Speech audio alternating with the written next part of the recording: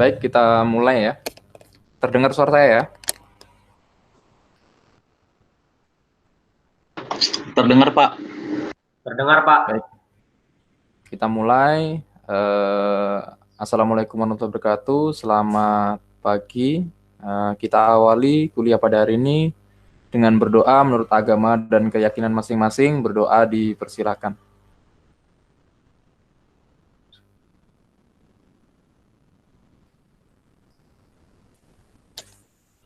Berdoa selesai. Terima kasih ya teman-teman sekalian sudah hadir pada kuliah pada hari ini. Pada hari ini kelasnya digabung ya antara kelas B dan kelas C ya.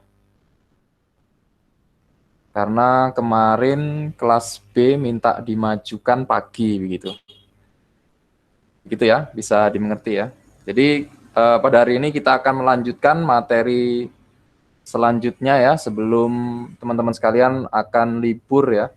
Jadi minggu depan kalau nggak salah kita tanggal berapa ya? Tanggal 25 ya, jadi libur ya. Jadi besok tanggal 25 tidak ada. Tanggal 1 masuk atau enggak ya? Libur. Berarti ini pertemuan terakhir kalau nggak salah ya, begitu. Jadi singkat saja, kita hari ini akan membahas masalah teknologi biomedis ya.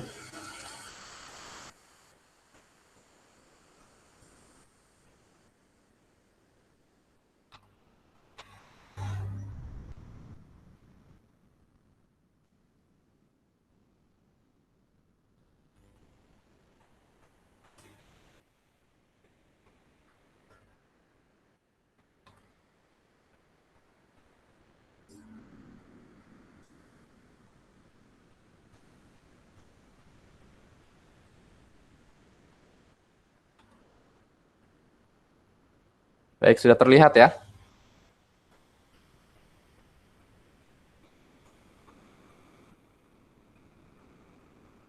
Teman-teman sudah bisa melihat kan teknologi biomedisnya? Sudah bisa terlihat, Pak. Sudah, Bisa, Pak. Pak. Baik, secara saya jelaskan singkat ya. Jadi pertama kali yaitu sejarah biomedis ya. Sejarah biomedis telah dimulai sekurang-kurangnya 300 tahun yang lalu ya, 3000 tahun yang lalu ya, maaf, 3000 tahun yang lalu. Klaim tersebut didasarkan pada penemuan alat pengganti organ ya, di mana kayu pada sebuah mumi yang berumur 3000 tahun di Yunani ya, pada tahun 1816.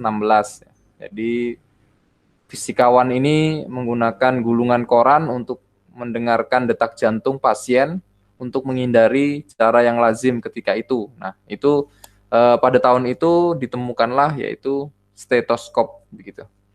Lalu pada abad modern, sejarah teknologi biomedis dimulai sekitar 200 tahun yang lalu ya.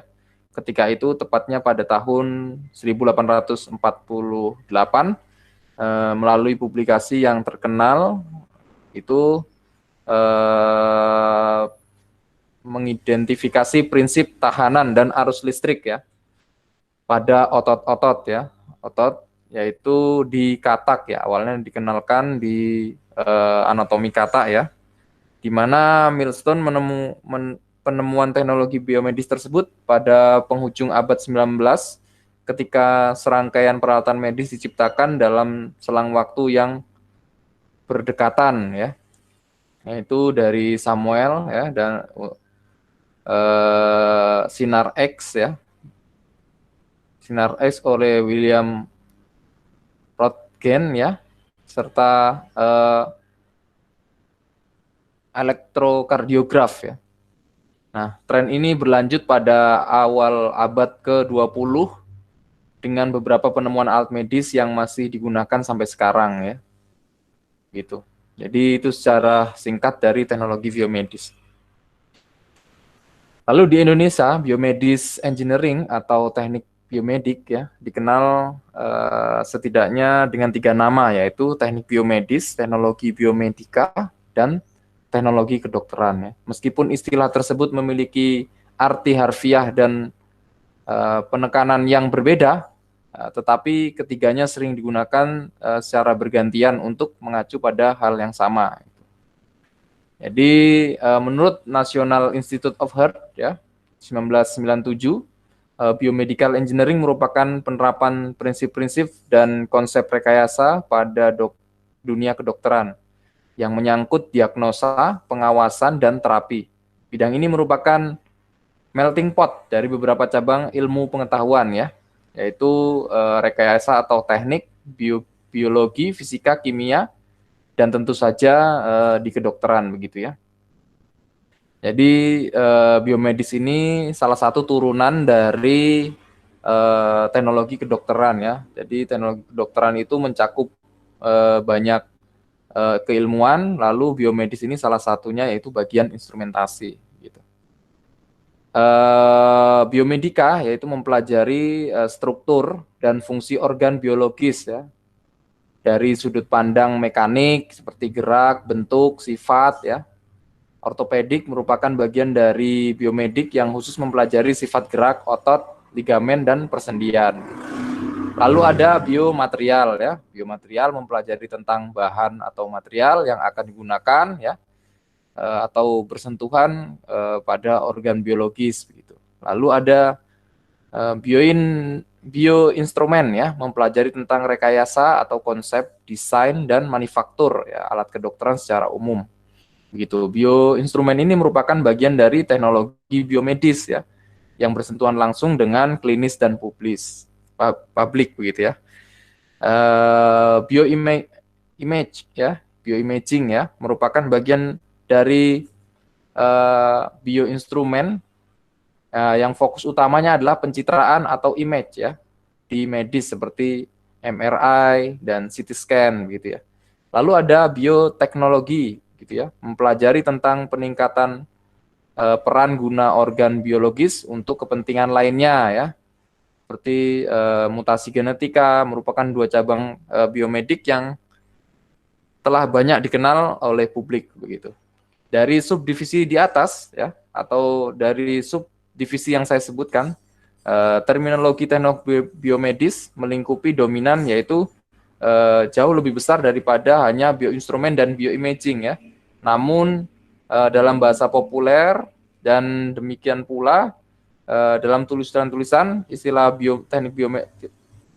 teknologi biomedis juga mengacu pada bioinstrumen. Jadi alat-alat biomedis ya yang sering kita lakukan penelitian ya, yang sering kita buat atau yang kita lakukan melakukan penelitian, biasanya itu kita membuat ECG ya, lalu EEG, elektrolaring, alat pacu jantung, dan lain-lain. Banyak lagi yang dibuat oleh teknik elektro di bidang medis gitu. Salah empatnya seperti ini ya, ECG, EEG, elektrolaring, alat pacu jantung. Gitu. Untuk ECG ya, ECG secara singkat kita sebut dengan elektrokardiograf atau kita kalau di Indonesia EKG begitu ya. Nah, yang artinya atau merupakan tes medis untuk mendeteksi kelainan jantung ya, dengan mengukur aktivitas listrik yang dihasilkan oleh jantung ya. EKG dapat membantu mendiagnosis berbagai kondisi kesehatan seperti aritmia jantung, pembesaran jantung, peradangan jantung ya, dan penyakit jantung koroner gitu. Kurang lebih seperti itu ECG ya. Nah, untuk ECG pemasangan seperti ini ada kita ya, manusia ya, lalu ditempelkan proof ya, untuk dideteksi kondisi jantungnya gitu. Nah, seperti ini alatnya dari EKG ya. Alatnya sudah cukup cukup modern, ada displaynya, ada kabel proofnya ya. Nah, ini untuk peletakannya, jadi masing-masing proof memiliki letak yang sudah sesuai SOP-nya ya, begitu. Jadi ada 12 proof ya, ada 12 proof V1 sampai V6, lalu ada RA, LA, RL, LL. Nah, ini nanti diletakkan di tangan kanan, tangan kiri, lalu kaki kanan, kaki kiri begitu. Jadi ini yang 12 lead gitu. Nah, ini teman-teman sekalian kalau ingin mempelajari, nah ini kita harus tahu dulu ya. Kalau ingin membuat ECG, kita harus tahu dulu ya cara membaca gelombangnya PQRST ya. Nah, lebih. Jadi kita hanya sebatas tahu ya, tidak harus paham betul ya. Tapi kita harus tahu gelombang apa ya. Karena ini sifatnya adalah gelombang sinus ya, gelombang elektromagnetik yang ada di tubuh manusia gitu. Seperti ini yang di print ya, di print di kertas temperatur ya, begitu. Kalau tidak salah. Lalu selanjutnya EEG ya, EEG berbeda dengan ECG karena kalau ECG itu di jantung, kalau EEG letaknya di sepanjang kulit kepala gitu. Jadi EEG adalah merekam aktivitas elektrik ya. Jadi aktivitas elektrik yang ada di sepanjang kulit kepala. Nah, kalau ECG tadi merekam aktivitas elektrik si jantung, sekarang EEG adalah merekam aktivitas elektrik di sepanjang kulit kepala. Nah, EEG mengukur fluktuasi tegangan yang dihasilkan oleh arus ion dari dalam neuron otak ya. Dalam kompleks klinis, EEG mengacu kepada perekaman aktivitas elektrik spontan dari otak selama periode tertentu, biasanya 20-40 menit, yang direkam dari banyak elektrode yang dipasang di kulit kepala. Nah, seperti ini pemasangannya untuk EEG ya. Nah, jadi teman-teman sekalian yang ingin bergerak di dunia medis harus memahami ya titik-titik dari pengambilan data dari EEG begitu. Nah, alatnya kurang lebih seperti ini ya, sudah menggunakan komputer, ada printernya juga ya untuk mendeteksi, untuk mengetahui hasilnya begitu. Lalu ini ada probe-probe-nya nanti yang dipasang di sepanjang kulit kepala gitu ya, gitu. Ini untuk mendeteksi atau untuk memonitoring kondisi otak kita seperti itu. Jadi di otak kita nanti dengan EEG kita tahu gelombang otak kita seperti apa begitu. Jadi mengetahui bahwa kondisi otak kita dalam keadaan baik atau kurang baik gitu. Nah, kurang lebih seperti ini ya. Jadi ditempelkan elektrodenya di sekitar kulit kepala ya untuk mendeteksi otot-ototnya ya, elektronya ya, elektromagnetiknya, lalu diterima oleh headbox atau kita sebut penerima sinyal sementara ya dari sensor-sensor yang kita tempelkan, lalu hasil itu dikonversikan dengan bantuan komputer begitu, didisplaykan menggunakan komputer begitu. Ini kurang lebih cara kerjanya dari EEG seperti demikian. Lalu selanjutnya ada elektrolaring ya. Elektrolaring ini tidak biasa karena elektrolaring ini dikembangkan untuk membantu para tunawicara ya. Tunawicara bukan dari orang yang tidak bisa berbicara sebelumnya, tapi elektrolaring ini digunakan untuk orang-orang yang sudah bisa bicara tapi terkena kanker laring gitu ya, kanker laring, lalu kemampuan berbicaranya berkurang. Oleh karena itu dibuatlah elektrolaring untuk membaca aktivitas otot-otot di laringnya ya, di pita suaranya gitu. Nah, itu nanti diterjemahkan lalu bisa menghasilkan suara gitu. Ini alatnya kurang lebih seperti ini ya. Nanti ditempelkan di lebih dekat ke laringnya ya, laringnya, lalu nanti aktivitas otot di sini saat kita mengucapkan sesuatu akan menghasilkan sebuah suara gitu. Selanjutnya yaitu ada alat pacu jantung ya. Alat pacu jantung ini adalah alat yang digunakan untuk memberikan shock pada jantung ya, memberikan sebuah tegangan tinggi ya, tegangan tinggi gunanya untuk memacu jantung, mengalirkan darah ke seluruh tubuh ya. Biasanya ini untuk orang yang sudah drop ya. Jadi ini juga kita buat gitu. Jadi untuk membentuk alat instrumen biomedis ada beberapa yang harus kita pelajari, yaitu yang pertama kita harus tahu dulu ya anatomi tubuh manusia, itu yang paling utama ya. Anatomi tubuh manusia itu termasuk semua struktur tubuhnya, lalu bagian mana saja yang menghasilkan medan listrik ya, atau memiliki aliran listrik ya, termasuk kepala, jantung ya, lalu otot-otot tangan, otot kaki begitu ya. Lalu setelah kita memahami anatomi tubuh manusia, baru kita harus memahami sensor-sensor ya, sensor-sensor yang digunakan ya untuk mendeteksi dari aktivitas listrik tubuh manusia begitu ya. Apa saja sensornya ya gitu. Jadi kita harus memahami juga ya, harus kita pelajari seperti itu.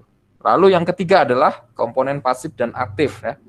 Setelah kita mendapatkan informasi dari anatomi dan sensor-sensor ya. Nah, sensor-sensor nanti keluarannya apa? Kita harus mempelajari yang namanya komponen pasif dan aktif ya. Gunanya apa? Gunanya adalah memenuhi kebutuhan dari sensor-sensor ya. Sensor ini kan sifatnya kecil ya, jadi elektro yang dihasilkan atau elektromagnetik yang dihasilkan dari tubuh manusia itu sangat kecil sekali ya, sinyalnya. Nah, itu dideteksi sensor. Nah, sensor hanya bisa mendeteksi saja. Nah, oleh karena itu kita membutuhkan komponen pasif dan aktif untuk menguatkan gainnya ya, diperbesar seperti itu. Nah, salah satunya kita harus mempelajari yaitu komponen aktif dan pasif. Nah, komponen aktif dan pasif ini untuk menunjang pembuatan dari pengondisi sinyal ya. Pengondisi sinyal adalah penguatan sinyal ya, misalnya jadi 1 volt ya atau 1 milivolt ya, diubah atau diperbesar menjadi 5 milivolt ya, atau diubah menjadi 5 volt. Nah, itu tujuannya untuk kita bisa membaca hasil pembacaan dari sensor-sensor itu dengan pengali gitu ya. Lalu tak lupa kita harus mempelajari yaitu broad microcontroller ya, seperti ini. Nah, ini pengondisi sinyal seperti ini ya. Kondisi sinyal seperti ini, ada low pass filter. Kenapa menggunakan low pass filter gitu ya? Lalu dikuatkan tingkat 1 ya. Jika penguatan tingkat 1 masih kurang kuat, maka dikuatkan dengan tingkat 2 gitu. Jadi penguatan sangat banyak sekali. Nah, di dalam penguatan teman-teman kan akan mempelajari yaitu harus membutuhkan komponen-komponen pasif dan aktif ya. Komponen pasif contohnya resistor, kapasitor ya. Lalu ada zener ya. Nah, begitu ya. Ada adjustment atau ada tripod begitu ya. Lalu ada komponen aktif ya, termasuk op-amp ya, op-amp gitu ya, penguat sinyal gitu ya. Lalu ada transistor dan lain-lain ya, penguat sinyal banyak ya, ada penguat kelas A, kelas B, kelas C begitu ya. Jadi banyak sekali. Lalu tak lupa board microcontroller ya. Board microcontroller ini berpengaruh sekali untuk pengolahan dari sinyal, dari pengondisi sinyal ya. Dari pengondisi sinyal ini kita olah di board microcontroller ya. Board microcontroller seperti ini ya. Nah, board microcontroller seperti ini, ada LCD-nya seperti ya, agar bisa diperolehkan hasil yang kita inginkan gitu. Nah, selanjutnya setelah memiliki board ya, board microcontroller, kita harus bisa yang namanya pemrograman ya, entah itu programan C, Python, Java, atau menggunakan MATLAB ya, dan lain-lain ya. Jadi pemrograman sangat penting gitu. Nah, salah satu pemrograman seperti ini ya, ini adalah pemrograman dari Python ya. Maka Python ini biasanya device-nya itu menggunakan Raspberry Pi ya. Raspberry Pi, ada Raspberry Pi 2, 3, dan 4 gitu ya. Nah, ini yang kita namakan sensor-sensor ya, sensor-sensor baik itu sensor IR ya, ada gas, sensor gas, ada sensor air ya, tetesan air, ada soil ya, soil measure ya untuk tanah ya. Banyak sekali ya yang teman-teman harus pelajari dari biomedis instrumen ya. Jadi teknologi biomedis instrumen ini bukan hanya mempelajari instrumen saja ya, tapi kita harus bisa membuat atau memperbaiki instrumen yang ada di dunia kedokteran gitu. Mungkin itu sekilas mengenai teknologi biomedis ya, teknologi biomedis secara umum ya, secara umum di mana kita dituntut untuk mempelajari semuanya ya, mempelajari semuanya untuk menghasilkan output yang baik, mungkin begitu.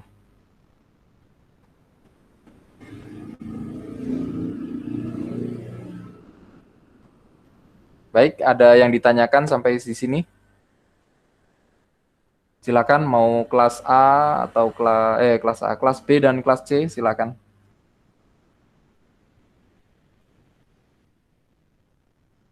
Jadi bahasan terakhir kali ini adalah teknologi biomedis. Bebas mau tanya apa saja, silakan.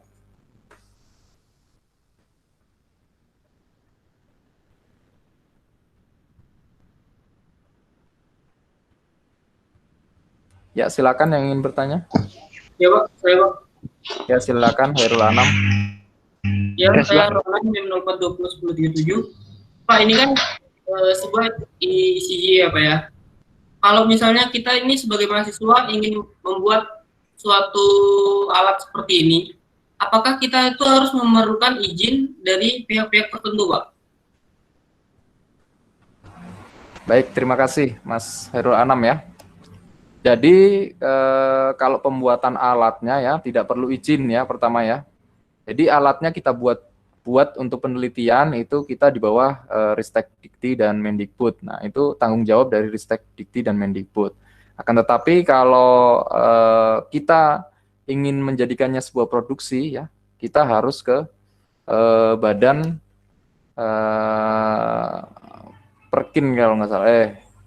Jadi industri biomedik. Nah, industri biomedik itu milik ada yang membawahi lah ya, membawahi bahwa alat-alat elektromedik itu harus terstandar gitu ya, terstandar Indonesia. Nah, kita harus yaitu ada uji klinis ya, uji klinis sama seperti pembuatan antivirus dan lain-lain ya di dalam biomedis. Kita harus alat ini diuji klinis, apakah sudah memenuhi syarat seperti itu ya. Harus ada sertifikatnya baru bisa diperbanyak. Tapi kalau dunia pendidikan, maka kita masih di bawah Ristek Dikti dan Mendikbud begitu. Jadi tanggung jawab itu masuk ke Ristek Dikti dan Mendikbud. Tapi kalau kita masuknya ke dunia industri, maka kita harus mendaftarkan alat kita dengan mengikuti prosedur uji simulatornya dulu ya begitu, Mas Hairul Anam. Baik Pak, terima kasih. Baik, silakan ada yang ditanyakan lagi, Mas Lian kalau nggak salah ya. Vincenius Lian.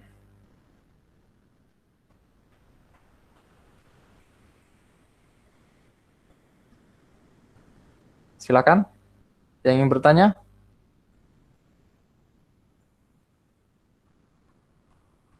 Mas Tegar atau Mbak Fiona?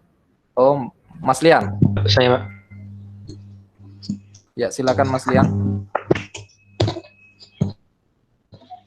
Yang ada itu kan tadi. Ya, suaranya kan, diperbaiki Pak, Mas Lian. yang saya lihat ada kayak perintah kayak Python gitu ya, Pak. Ya.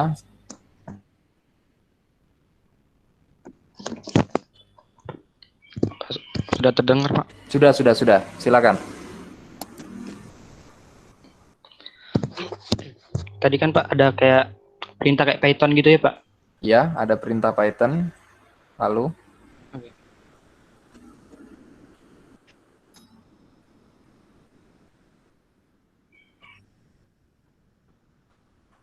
Maksudnya? Itu perintahnya ada widgetnya juga gitu, Pak?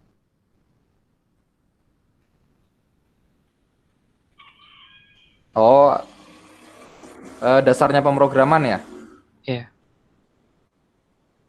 Baik, kalau untuk pemrograman ya, pemrograman itu sama ya antara C, Python dan lain-lainnya.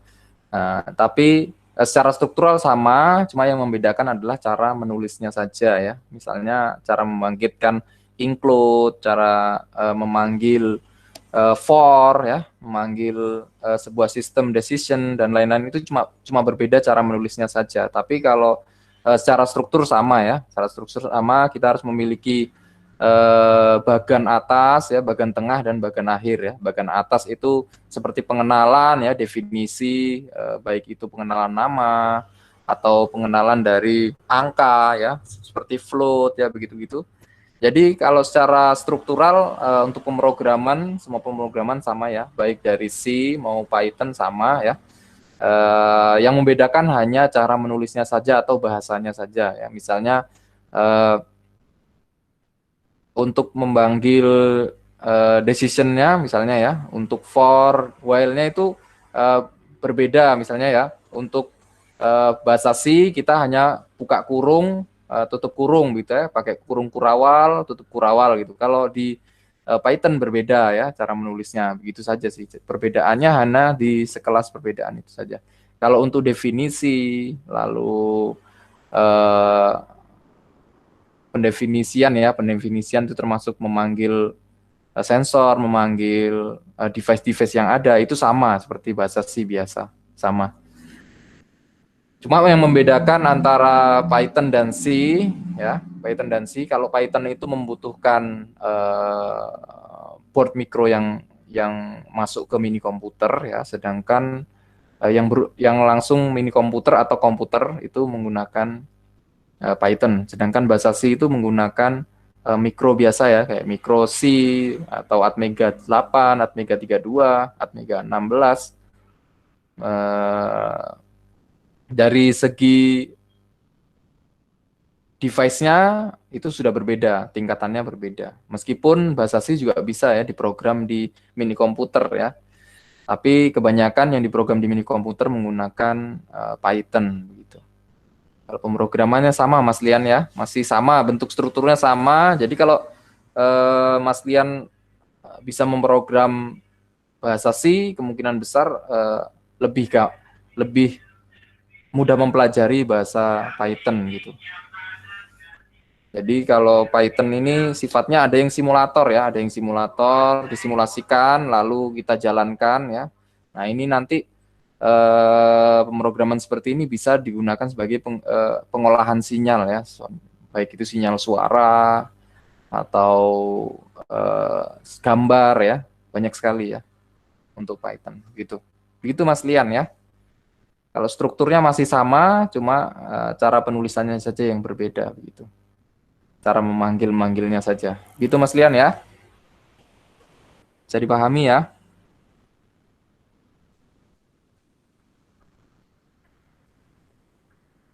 Baik, silakan yang lain ingin bertanya.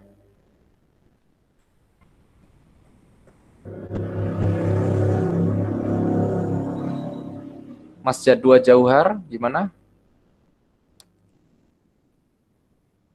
Ya, silakan. Medik ini kita ada ide gitu Pak, tapi kapabilitas kita nggak sampai ke sana gitu Pak. Itu kita harus konsultasi kemana ya Pak, kira-kira? Baik. Kalau boleh tahu misalnya idenya apa misalnya, Mas Jadwa? Belum ada sih sebenarnya Pak, cuma kalau misalnya ada gitu Pak. Baik ya, terima kasih. Jadi kalau untuk biomedis ya, kebetulan kalau di ITK ya, ITK itu yang fokus untuk biomedis itu ke Pak Sena ya. Kenal Pak Sena kan ya? Sudah tahu Pak Sena ya? Iya tahu Pak.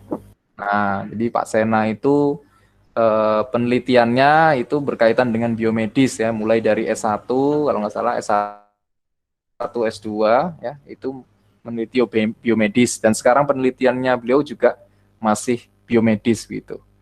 Jadi untuk capability yang memungkinkan untuk sharing ya itu di Pak Sena gitu ya Mas Jadwa. Jadi sebetulnya kalau untuk sharing masalah seperti ini kayak Pak Farid juga bisa ya, Pak Farid itu bisa untuk sharing biomedis ya. Karena beliau ini memang bergeraknya di sana ya, bergerak di penelitian biomedis gitu. Tapi sebetulnya ya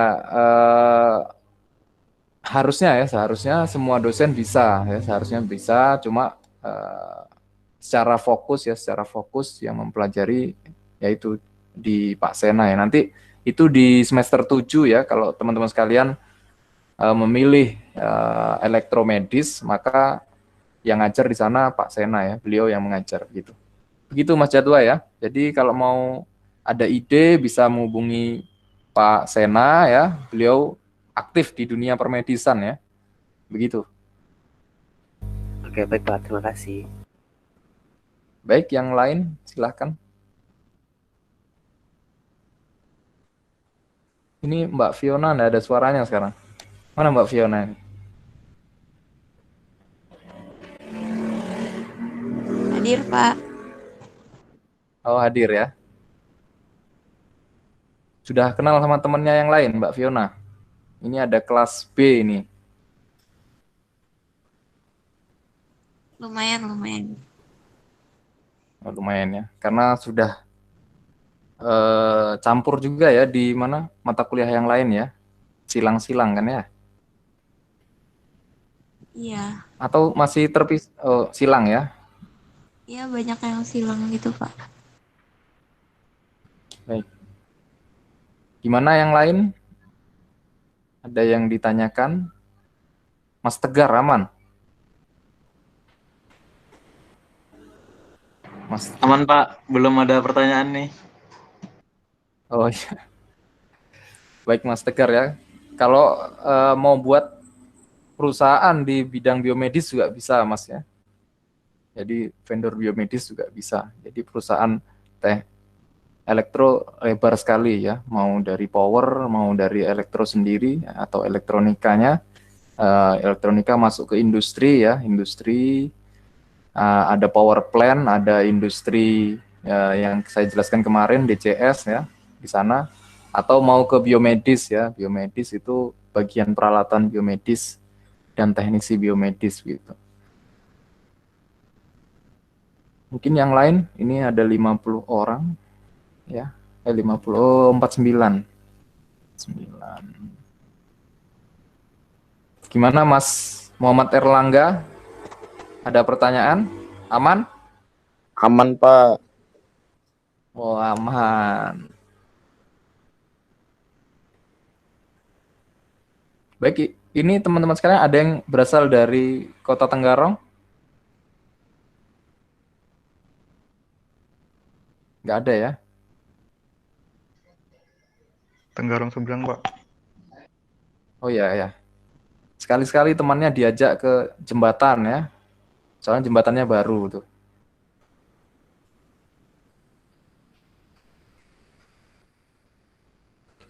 Baik. Yang lain ada yang ditanyakan masalah biomedis? Ini pertemuan kita terakhir, lalu kita akan mengadakan UAS ya. Jadi minggu depan itu sudah tanggal 25 teman-teman yang non-muslim atau yang Kristen ya, itu melakukan ibadah. Lalu tanggal 1-nya, saya belum tahu, tanggal 1 itu kan tanggal merah ya.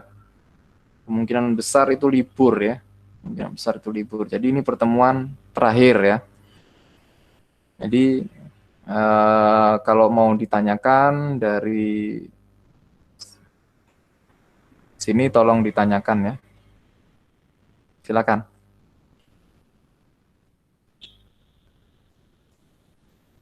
Untuk materi-materi UAS gimana Pak? Materi UAS nanti saya inikan dengan Pak Yun ya. Satunya kalau yang C dengan Pak Yun ya. Kalau yang B dengan Pak siapa? Pak Vicky ya. Nanti saya coba tanyakan dulu apakah materi UAS-nya mulai dari saya ya atau dari beliau-beliau. Kalau nanti dari saya, materi UAS-nya sekilas yang mulai saya ajarkan ya, termasuk DCS ya. Nah, contohnya begini ya, contoh UAS-nya misalnya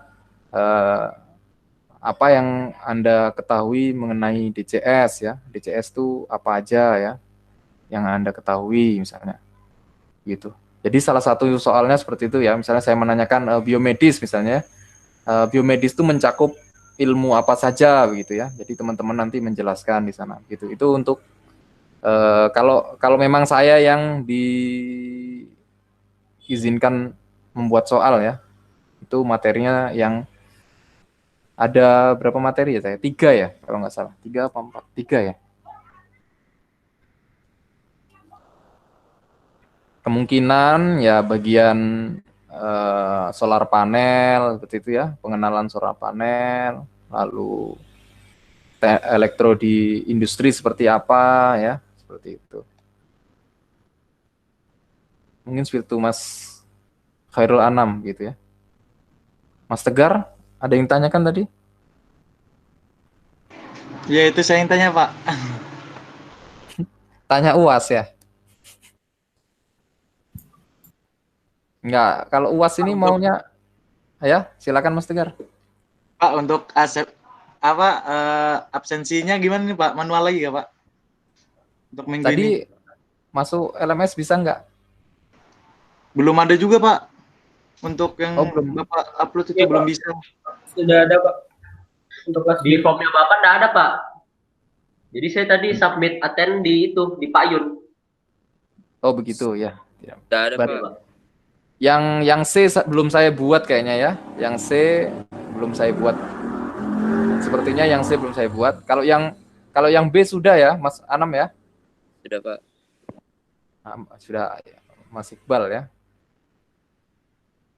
Sebetulnya teman-teman kan sistem kita ini terus perbaikan ya LMS karena online kan baru tahun ini mulai online. Jadi masih banyak perbaikan gitu ya.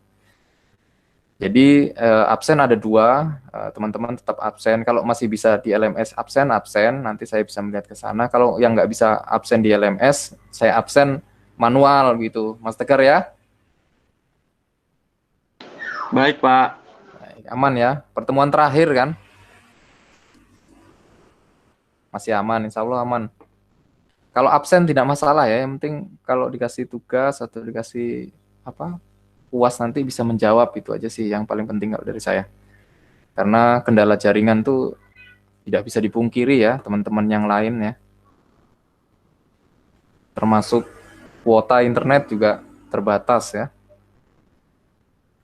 Gitu, mungkin yang lain mau ditanyakan dulu. Kalau UAS aman saja, aman. Pasti teman-teman sekalian bisa menjawab lah ya. Yang penting mendengarkan dengan baik, melihat materinya dengan baik, nanti pasti bisa menjawab gitu. Kurang lebih pertanyaan UAS ya masalah pengetahuan kalian mengenai elektro, baik itu industri, medis maupun di sistem tenaga begitu ya. Baik, ada yang ditanyakan lagi teman-teman sekalian?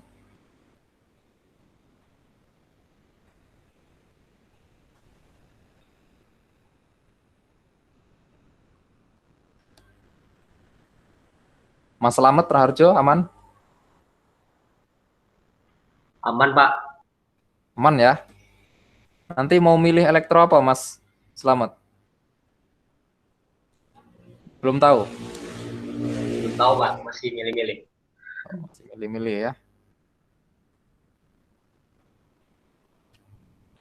Si milih-milih. Oh ya Pak, soal jurusannya tuh Pak, apa aja tadi kemarin Pak? Jurusan Mas Lian ya. Jurusan itu ada elektronika ya. Lalu ada power ya, pengaturan ya, sistem pengaturan. Lalu elektronika. Elektronika itu ada 2 ya. Ada elektronika biomedis, ada elektronika agroteknologi. Itu bidang pertanian dan industri, pokoknya kemaritiman itu agroteknologi masuknya ya. Lalu ada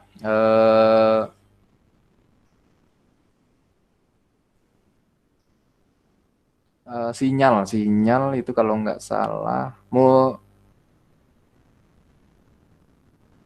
itu ada 4 informatik kalau nggak salah. Informatik tuh masuknya komputer ya, dia membahas bagian-bagian komputer dan lain-lain ya. Pokoknya kalau nggak salah Mas Dian itu ada 4 ya. Salah satunya elektro itu ada 3 kalau nggak salah elektronya ya. elektronika ya. Elektronikanya itu ada 3, biomedis, industri, dan agrotek. Lalu ada sistem tenaga ya. Sistem tenaga masuk ke sistem pengaturan ya. Lalu ada multimedia dan jaringan kalau nggak salah, multimedia dan jaringan. Lalu ada telekomunikasi digital ya, telekomunikasi dan digital itu berhubungan dengan sinyal-sinyal ya, radio frekuensi, lalu pembangkit sinyal frekuensi gitu ya. Itu telekomunikasi ya, telekomunikasi baik itu digital maupun analog gitu ya. Lalu yang terakhir tuh kalau nggak salah komputer. Dia masuk ke komputer. Masuknya, telematika. Sorry, telematika. Gitu, Mas Lian ya. Iya Pak. Tadi kan ada sistem tenaga ya Pak. Itu listrik ya Pak. Sistem tenaga listrik. Jadi kalau sistem tenaga masuk listrik, kalau elektronika masuk ke elektronika lemah ya. Elektronika itu masuk ke elektronika lemah. Lalu telekomunikasi masuk ke jaringan telekom. Masuk jaringan telkom. Lalu untuk telematika masuk ke jaringan komputer. Jadi masuk ke EEG, ECG seperti itu. Itu masuk ke telematika sistemnya ya. Penerjemahan fisik, entah itu anatomi atau yang lainnya ya. Yang lainnya penerjemahan fisik ke komputer gitu, masuk ke image gitu-gitu ya. Ada image processing dan lain-lain banyak gitu ya. Gitu Mas Lian. Mas Lian kayaknya mau ke sistem tenaga kayaknya. Ya. Mau yang itu sih Pak, yang kayak ngedesain gitu Pak. Yang mana? Seperti ngedesain kayak robot gitu loh Pak. Oh, kalau desain masuknya ke elektronika nanti milihnya Mas ya. Kalau desain ya, desain tuh masuk elektronika. Nanti di elektronika ada industri, nanti diarahkan ada industri, ada biomedis sama agrotek. Itu desain isinya ya, desain elektro. Harus lemah itu masuknya. Begitu Mas Lian ya. Seperti yang ini kayak Pak, ngedesain robot cerdas juga kayak gitu. Di situ juga Ya, Pak. robot cerdas masuk. Jadi semua desain ya, termasuk pembuatan ECG, pembuatan EEG, lalu pembuatan robot ya, mau land follower, mau robot cerdas, mau robot tiup api ya, atau Abu Robocon ya teman-teman sekalian. Kalau pernah lihat Abu Robocon ya, yang lagi tenar-tenar ya, setiap tahunnya pasti ada kompetisi ya di dunia.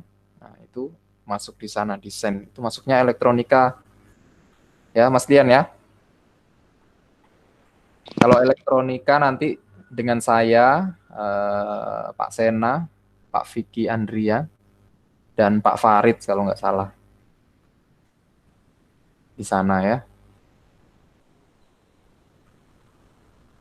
Itu nanti di semester 5 pemilihan jurusan semester 5, 6, 7 pemfokusan ya, fokusnya kemana kalau nggak salah ya.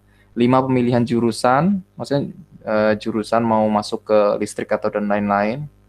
Kalau listrik nanti dengan Bu Lia, ada listrik dengan Bu Lia, ada Pak Yun, ahli di solar panel ya, Mas Tegar ya, Pak Yun.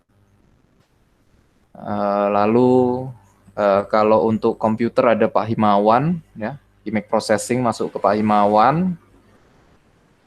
Lalu ada Pak Adi, nanti Pak Adi yang pulang dari, nanti ada dosen lagi ya, dosen lama sebetulnya, sudah lama kuliah S3 di Inggris ya, nanti pulang semester depan kalau nggak salah.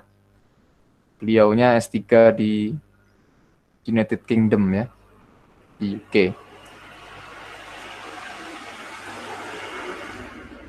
Baik, ada yang ditanyakan lagi? Silakan teman-teman sekalian yang ingin ditanyakan ya. Ataukah masih ada yang berpikiran ingin ikut tes UMPTN lagi?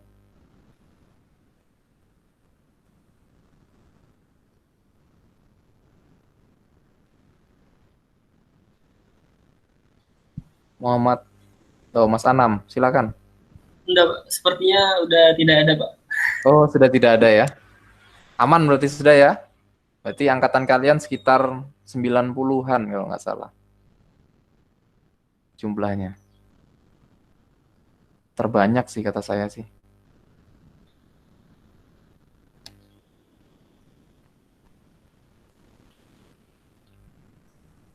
Silakan. Ini Mas Firman, Mas Friendly. Mas Irfan Fadilah, aman ya? Ya, aman. Muhammad Hasan.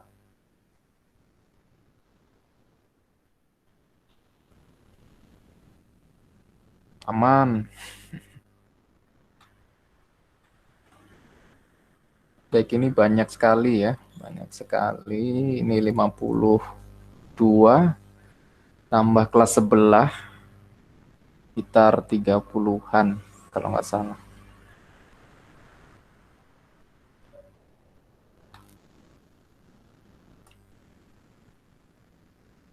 Mbak Yulia aman ya? Mbak Yulia Anindita ya? Mbak Yulia Anindita.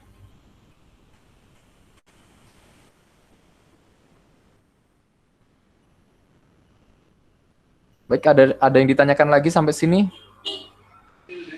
Iya Pak, mau nanya yang soal pemilihan jurusan tuh Pak, nggak bisa 2 Pak? Atau cuma bisa 1? 2 maksudnya gimana ya? 2 itu gimana? Sama arus listrik sama arus lemah Pak. Jadi begini ya, kalian kan untuk lulus SKS kan S1 itu harus 144 SKS ya kan.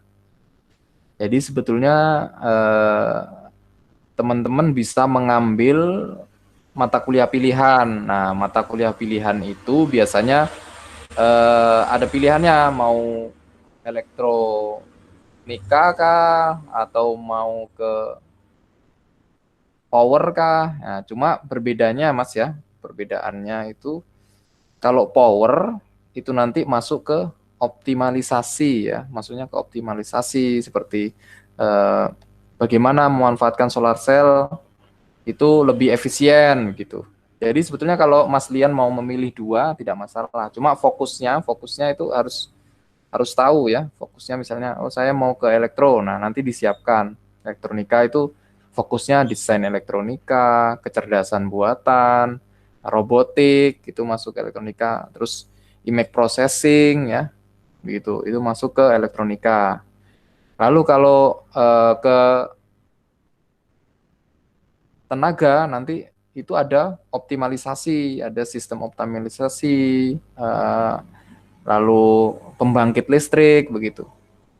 Sebetulnya kalau mau ngambil semua bisa Mas, cuma waktunya untuk menempuh 144 itu kayaknya lebih dari 4 tahun gitu. Jadi kalau Mas Lian ingin mengambil ilmunya ya nggak masalah sih, nggak masalah mau ngambil elektronika, mau ngambil power juga nggak masalah. Tapi ya itu waktu studi Mas Lian akan bertambah karena di setiap semesternya itu kalau nggak salah maksimal untuk IPK di atas 3,5 ya, di atas 0,35 itu baru bisa mengambil 27 SKS ya. Kalau tidak salah ya. Jadi maksimal 27 SKS. Misalnya kalau itu IP-nya Mas Lian di atas 3,5 ya. Tapi kalau IP-nya di bawah 3,5 biasanya itu diizinkan hanya 23 atau 24. Kalau IP-nya di bawah 3, angka 3 itu maka cuma 19 SKS saja yang boleh diambil gitu.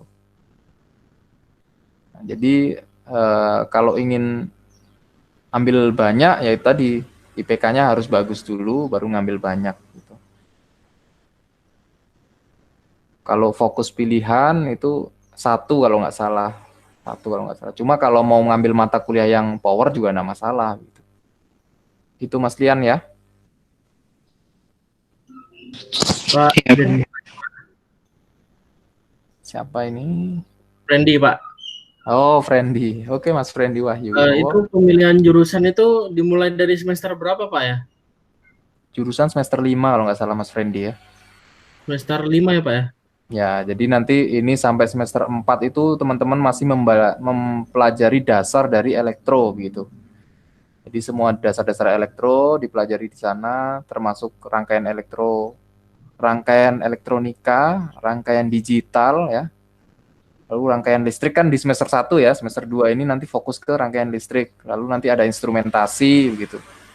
Instrumentasi masuk ke alat-alat instrumentasi gitu. Nanti semester 5 baru pemilihan jurusan. Itu Mas Friendly. Ya, baik Pak. Mas Friendly mau masuk apa? Mau masuk power sih Pak.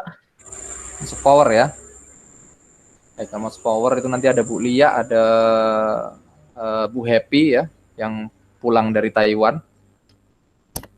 Bu Happy, bagian solar cell juga.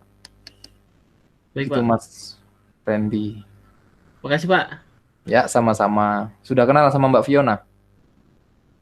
Sudah sih Pak. Oh, sudah.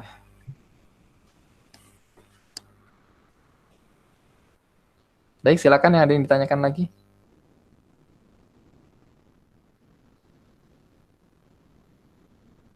Kalau tidak ada yang ditanyakan, dikasih tugas boleh nggak ya? Karena pertemuan 25 sama pertemuan tanggal 1 enggak ada ya.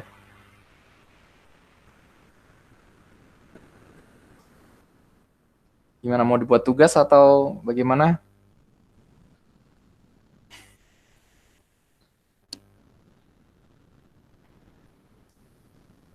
Kok diam-diam aja ini? Ada mau dikasih tugas apa enggak ini?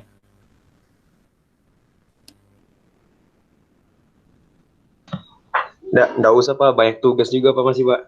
Oh iya ya, enggak usah ya. Iya Pak, nggak usah. Nggak apa-apa Pak kalau enggak Pak. Tugasnya apa aja kira-kira? Mas Reza. Ada tugas Pak, laporan Alpro, ada tugas besar statistika Pak, sama kalkulus Pak. Kalkulus, statistika sama tugas besar Alpro Pak. Alpro itu apa? Pemrograman Pak. Pemrograman yang ngajar? Pak Cahyo. Pemrograman Pak Cahyo ya? Iya. Tugas besarnya apa Mas Reza? Kenapa? Tugas besarnya apa ya kira-kira? Tugas besarnya itu kalau dari kelompok kita itu buat mesin kasir gitu loh Pak. Jadi langsung pemrograman ya? Iya Pak. Nggak pakai device ya? Nggak pakai hardware ya?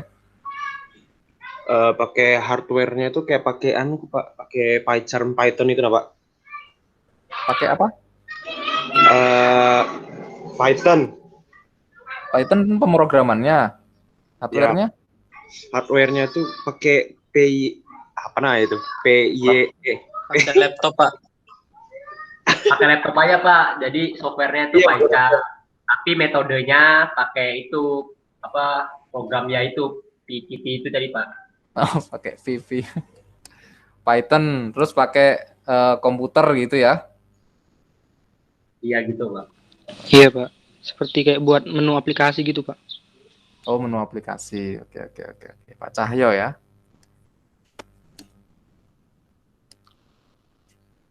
Bagus kalau sudah punya dasar Python, enak nanti di microprocessing-nya enak. Yang penting dasar Python-nya udah dapet. Jadi Python bukan hanya untuk program aplikasi saja ya, bisa digunakan nanti teman-teman sekalian kalau mau optimisasi misalnya untuk tenaga ya, analisis tenaga listrik misalnya, pemakaian tenaga atau transmisi, nanti menggunakan Python bisa. Jadi Python yang itu hasilnya dikeluarkan di situ juga. Nah, teman-teman sekalian nggak usah buat alat. Jadi buat program aja, buat program di komputer, datanya dimasukkan, dibaca, grafiknya seperti apa, ya, pendekatannya seperti apa, itu bisa. Gitu. Kalau sudah dapat Python enak. Tinggal teman-teman sekalian aplikasikan ke ya tadi Raspberry Pi tadi. Raspberry Pi. Cuma mahal, Raspberry Pi itu harganya 1 jutaan yang paling murah. Ada sih 600, 700 juga ada. Tapi yang tembakan.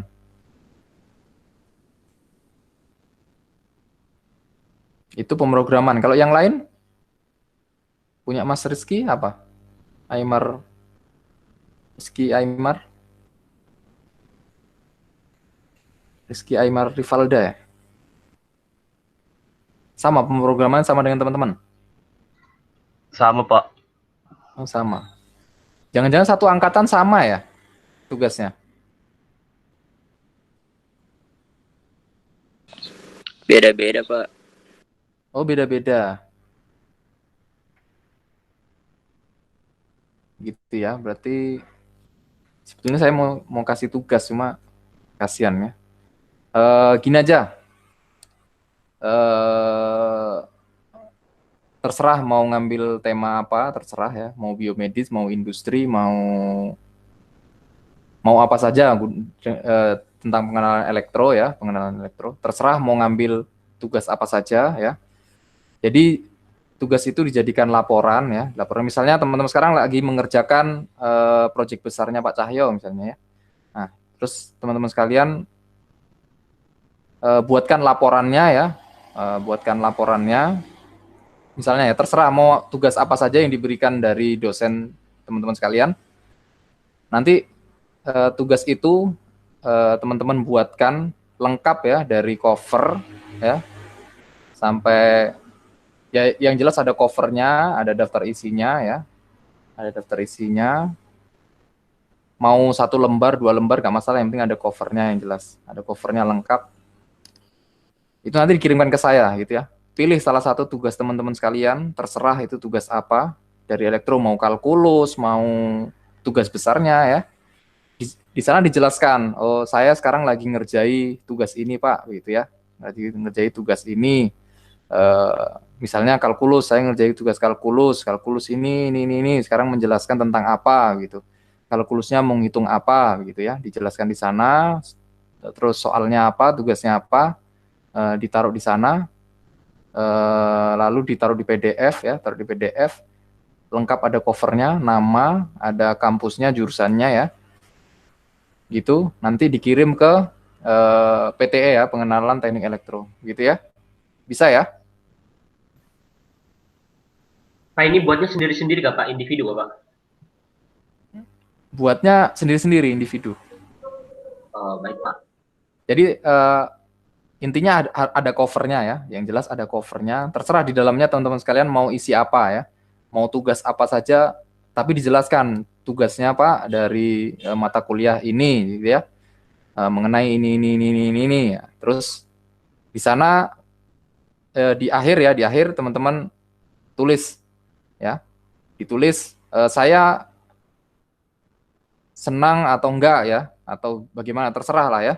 Ditulis di sana kesannya mengikuti mata kuliah tersebut begitu ya, bisa ya,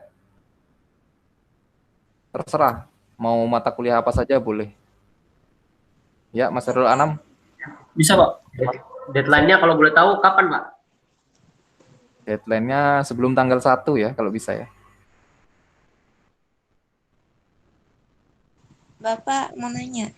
Ya silakan Mbak Fiona. Jadi itu kita kayak bikin review tentang tugas lain yang kita bikin itu ya Pak? Ya, jadi yang jelas tentang elektro ya, tentang elektro. Kalau mau membahas tugasnya Mbak Fiona boleh, misalnya, oh saya ada tugas ini Pak, gitu. Misalnya ada tugas kalkulus atau ada tugas pemrograman. Jadi tugas ini diberikan karena ada materi ini, misalnya materi pemrograman Python. Jadi saya diberikan tugas besar, misalnya tugas besar ini untuk mendeteksi atau untuk kasir, misalnya sistem kasir. Nah, terus hasilnya seperti ini ya. Terus di terakhir itu ada kesannya, saya mengikuti kuliah ini, tugas ini memiliki kesulitan atau tidak, gitu-gitu ya. Terserah mau membahas PTE juga enggak masalah. Misalnya Mas Tegar ya, Mas Tegar senangnya di pembangkit listrik misalnya. Nah, jadi di sana Mas Tegar bisa menjelaskan pembangkit listrik misalnya. pembangkit listrik adalah seperti ini, memiliki transmisi, memiliki apa gitu ya. Nah, misalnya mata kuliah PTE, pengenalan teknik elektro begitu. Jadi terserah ya, dijelaskan dulu tugasnya dari dari mata kuliah apa begitu ya. Dijelaskan dulu mata kuliahnya apa. Terserah mau PTE, mau membahas PTE yang sudah saya jelaskan juga tidak masalah ya. Terserah yang menurut teman-teman sekalian ingin bahas begitu aja ya. Jadi teman-teman ingin membahas, misalnya Mas Lian ya, ingin membahas robot ya, senangnya robot misalnya. Oh, saya mau membahas robot, Pak. Jadi robot itu seperti ini. Mata kuliah apa? Pengenalan teknik elektro gitu. Bisa begitu ya. Begitu Mbak Fiona ya. Mbak Fiona tugasnya apa? Sama dengan teman-temannya. Sama sih, Pak.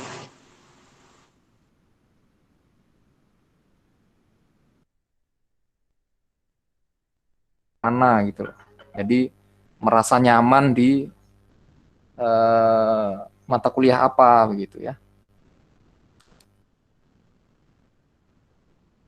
Itu Mbak Fiona ya. Baik, Pak. Baik, bisa ya. Nanti saya kasih tahu Mas Tegar sama Mas Jadwa ya, kapan harus dikumpulkan gitu ya. Baik, Pak. Baik, Pak. Ya, gitu. Mas Anam apa Mas Anam? Aman? Aman, Pak, aman. Aman. Pak, saya ingin bertanya, Pak. Ya, silahkan Mas Royhan. Untuk tugasnya itu nggak ada format khususnya, Pak? Format khususnya tidak ada. Yang jelas ada, kalau Mas Royhan mau lengkap, tidak masalah. Yang penting saya fokusnya ke cover. Ada covernya, ada namanya Masnya ya. Lalu isinya terserah mau seperti apa. Mau format laporan utuh seperti laporan PKL atau laporan skripsi juga tidak masalah ya. Ada daftar isi, ada yang lain-lain, itu terserah. Terserah dari teman-teman sekalian, inovasinya seperti apa, mau dibuat apa. Ya? Baik, Pak. Terima kasih, Pak. Baik. Ya. Yang jelas ada covernya dulu, bahwa menunjukkan bahwa teman-teman sekalian tuh berada di ITK, seperti itu ya. Baru terserah elektronya mau ngambil elektro apa saja, mau pelajaran apa saja yang disenangi lah ya. Atau mau membahas tugas, mau membahas materi lain ya. Meskipun bukan tugas, tapi ingin membahas tersebut juga tidak masalah gitu ya.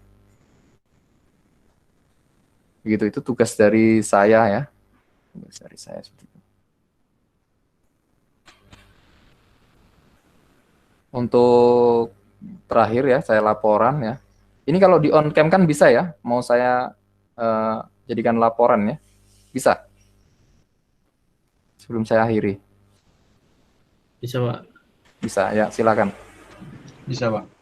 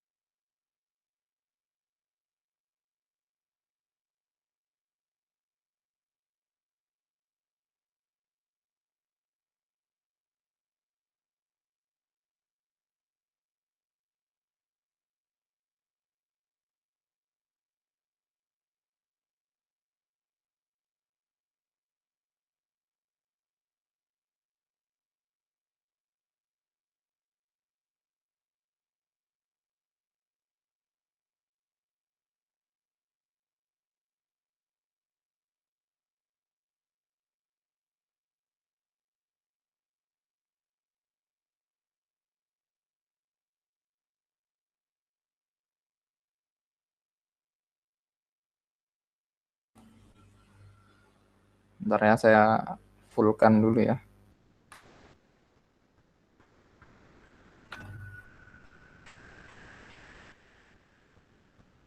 Baik. 1, 2, 3. Bentar ya, satu lagi ya.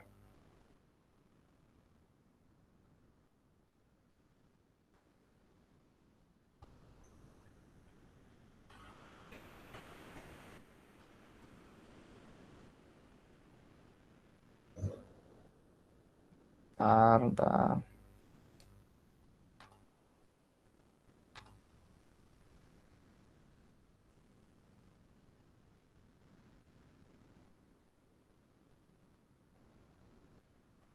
Sebentar.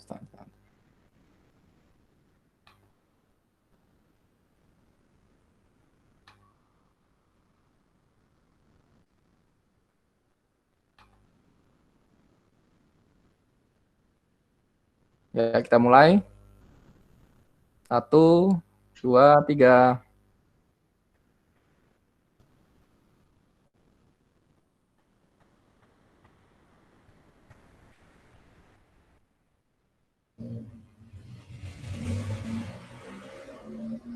Lima puluh satu. Bentar. Kita fullkan ya.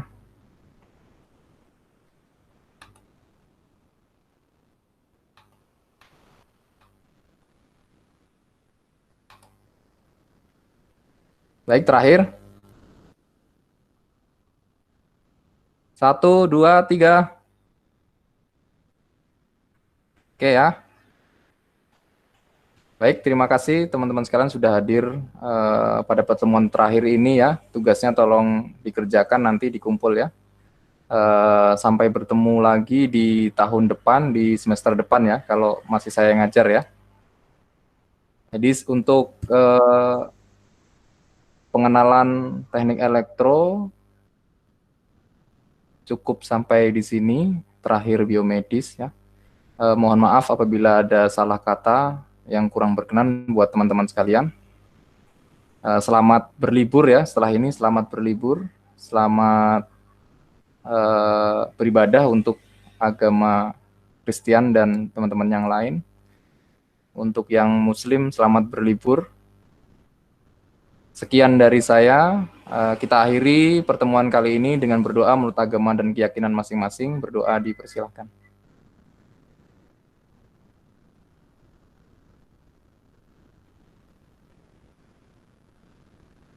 Berdoa selesai. Sekali lagi terima kasih untuk teman-teman sekalian. Selamat berlibur, selamat beribadah. Saya akhiri. Wassalamualaikum warahmatullahi wabarakatuh. Salam sejahtera. Selamat pagi. Waalaikumsalam. Terima kasih Pak.